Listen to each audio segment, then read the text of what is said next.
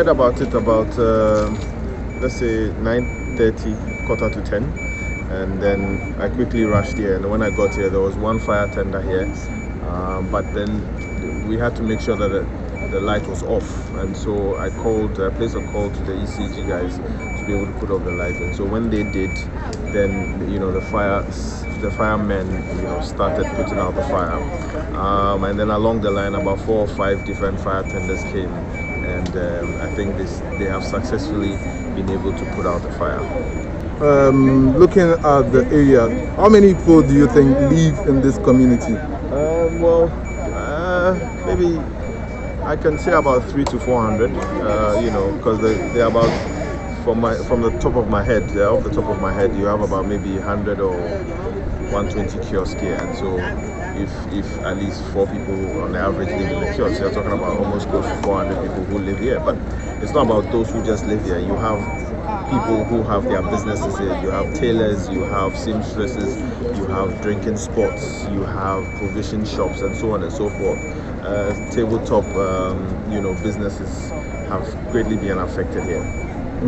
And have you been able to reach out to some of the families or some of the people over here?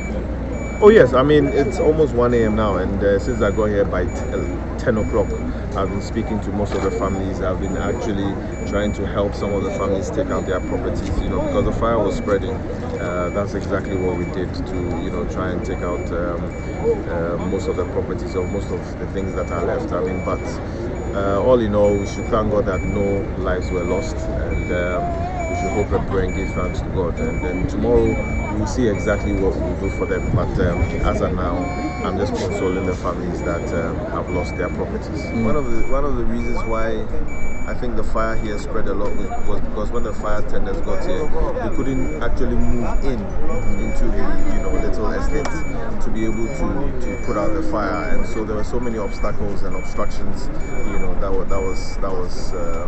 was here. But I think moving forward, we should be able to make sure that we create certain systems to be able to let these fire tenders move in freely, and also get all these water points along the streets.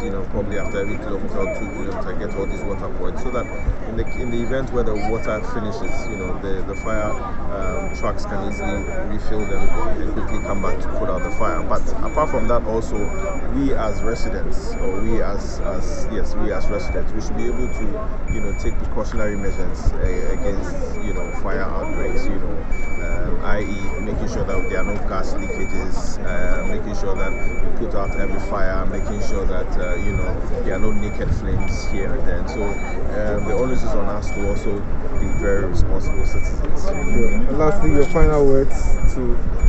Well, my final words is that, I mean, thankfully no lives were lost, and we just hope and pray that God will give us another day, and to be able to see how best I can help the people who've lost their properties.